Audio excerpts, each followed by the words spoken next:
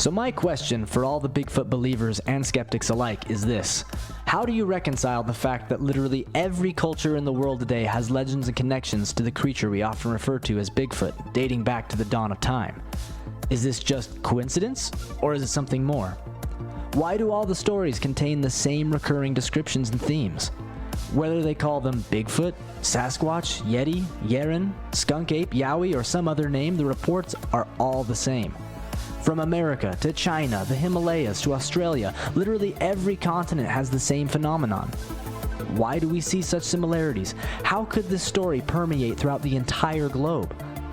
Is there definitive proof of the existence of Bigfoot? That's what I'm on a mission to figure out. Join me as we uncover the stories, the evidences, and the unbelievable yet true events that have occurred all throughout the world. My goal is to turn skeptics into believers, and believers into knowers. I'm Riley Woolner, and welcome to the Bigfoot Legends and Connections podcast.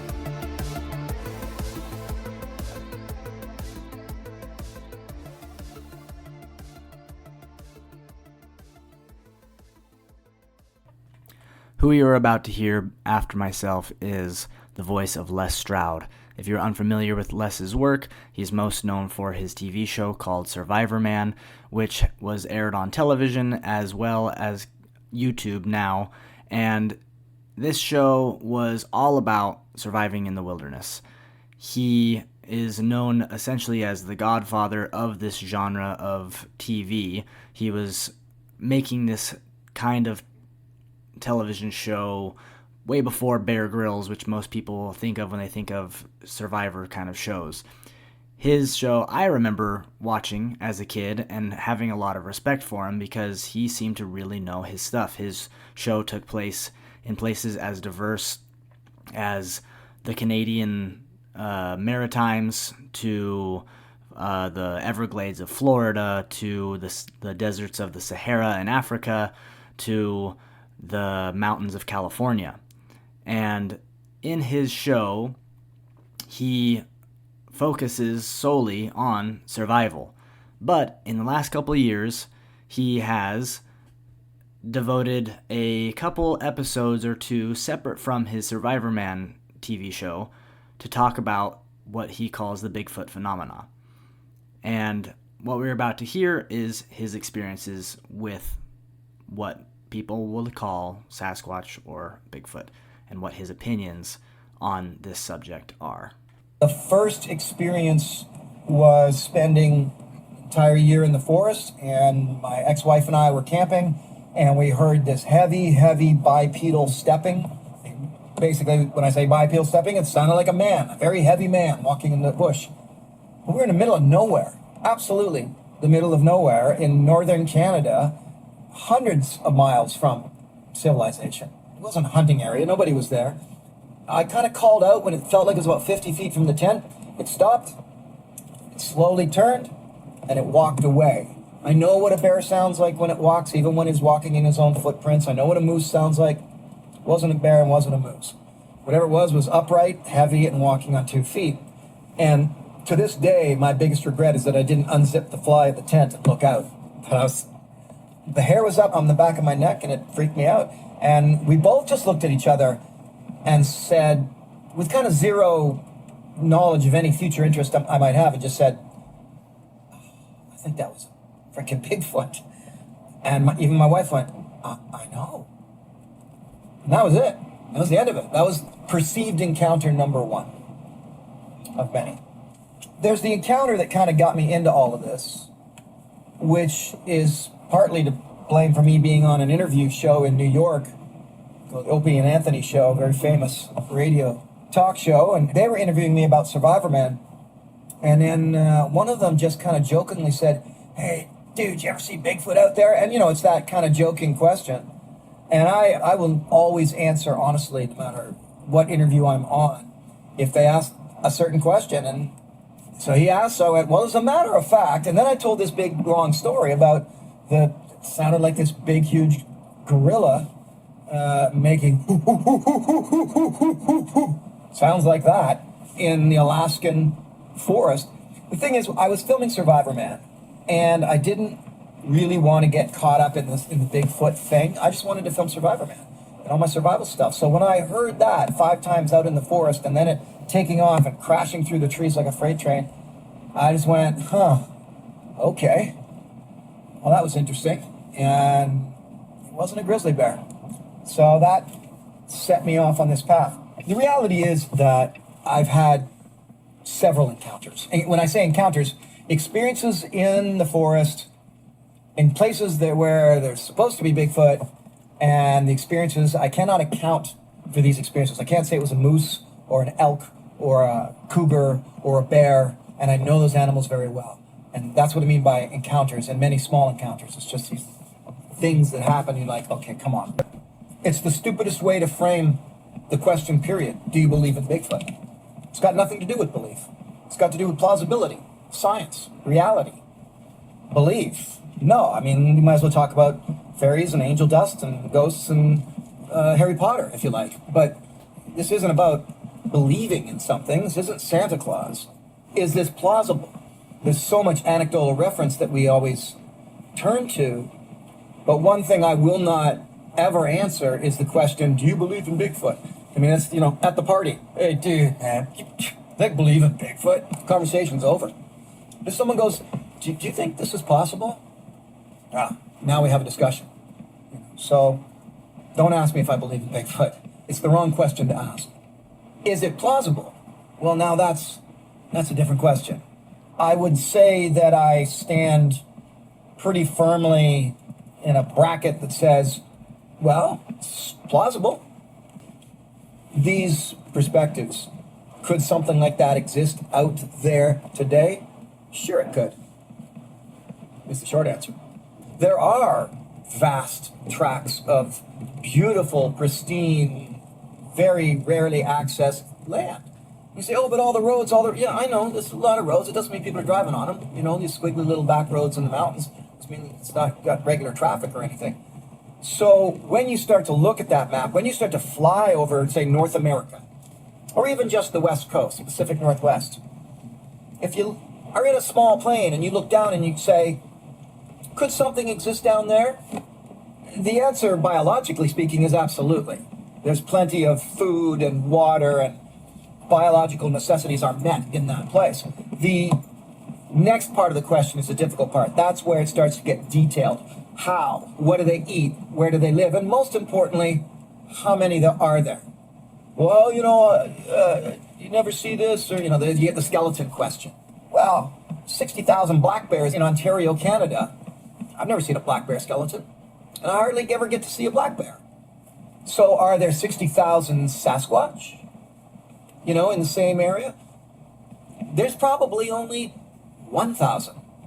It compounds. The complexity of it compounds because 1,000 what?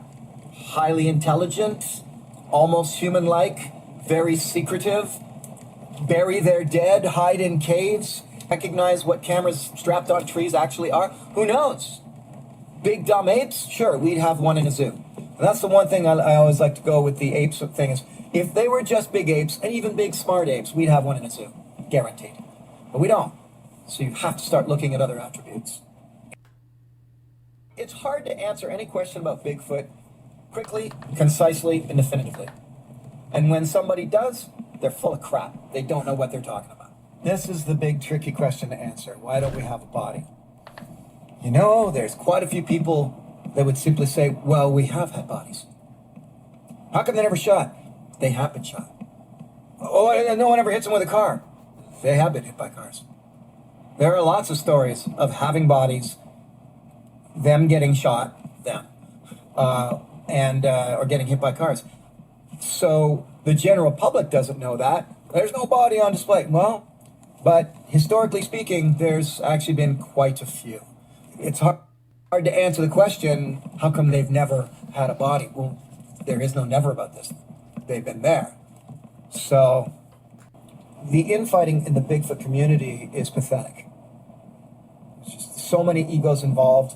And if someone mentions telepathy, all the People go, no, no, don't say that. Scientists will disrespect it. If someone mentions it's just a big ape, oh, you guys are Luddites, you don't know what you're talking about. These things can disappear. And everything in between, and then you can throw aliens into the mix. So everybody wants their version to be the definitive version. And what's the truth? I'll tell you what the truth is. None of us have a freaking clue what they are. We don't know. We don't know what they are, what they do, why they are, and that's what's just kind of freaking everybody out. Look, I just think the phenomenon of a creature of the forest responsible for thousands of anecdotal references, such as rock throwing and sightings and interactions and smells and tracks and hair samples, a creature with stories that span the globe, span thousands of years, and is included in the lore and mythology of hundreds of nations and cultures, and heck, even Theodore Roosevelt claims to have come across one, has got to have something going for it. In this next part, Les will go on to talk about the documentary that was released a few years back. I believe it was on Animal Planet or Discovery Channel, where a lot of people saw it. It was called Finding Bigfoot, and it was produced by a guy named Cliff Barrickman, who also starred in it with a few other Bigfoot researchers or Bigfoot hunters. And the show definitely was pretty controversial for those who were actually into the Bigfoot phenomenon, or for those who have had experiences or interactions with what can only be explained to be as a Bigfoot in the forest, because of the way the show was portrayed. I've actually met Cliff Barrickman myself, and to be honest, although he definitely has done quite a huge amount of research, he is quite a character and not that easy to get along with.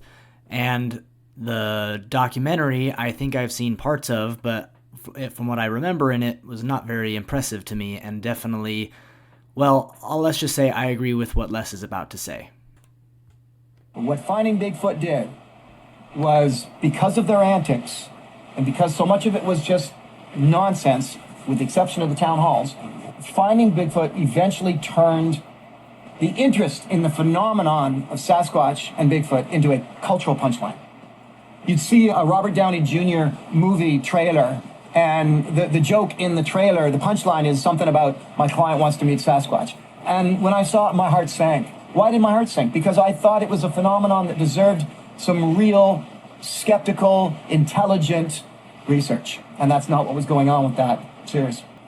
I don't ever mind going on record having said Finding Bigfoot did more to discredit and ruin the opportunity of researching this phenomenon called Sasquatch than anything else out there, single-handedly, because it turned it into a cultural punchline.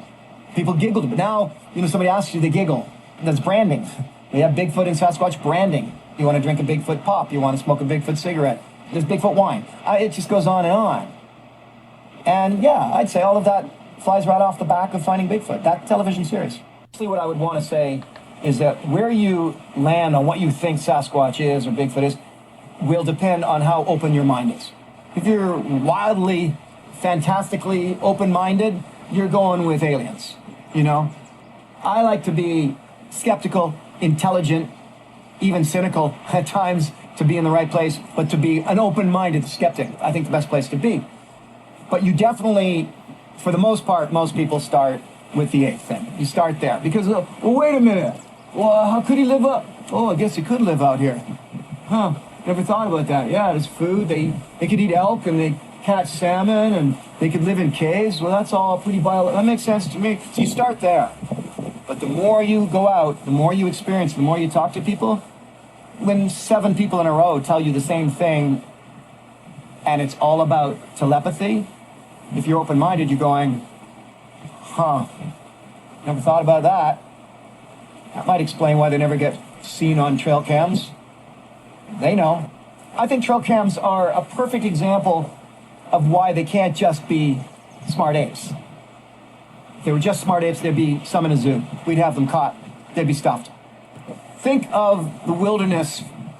It's their home. Think of it that way. every broken branch, if they're communicating through manipulating trees very subtly, just like Aboriginal cultures did for many years, they communicated with tiny little branches on the ground. Okay, think of it this way. This is their home. They know it intimately. Every branch, every rock, every tree. Maybe their senses are ridiculously attuned to this natural world. Their sight, their smell, the vibrational energy. And so if I stuck a beach ball all blown up and put it on your kitchen table, you're going to spot it. You're going to go, what in the... And if you're already really in tune to the fact that this is wrong, that this, you're just going to stay away from it. You're going to know it's there. Well, you put a trail cam on a tree, they're never being filmed by these trail cams. Ergo, they have to know what's going on. They don't necessarily know that it's a trail cam and humans put it there to film them. They just know it's wrong. And I'm conjecturing, but we have to come up with some kind of answer as to why they never get seen on trail cams. And for me, it's got to have everything to do with stealth, intelligence, and senses that are beyond our understanding. Do you believe in Santa Claus? That's a fun question to ask when your child is 7. But do you believe in Bigfoot? It's the wrong question to ask entirely. It makes it a joke. You're talking about fairy dust now. And you're not talking about a biological being that may have or may not have plausibility. You're talking about something that has been experienced throughout history by hundreds of different cultures. And the anecdotal references are overwhelming.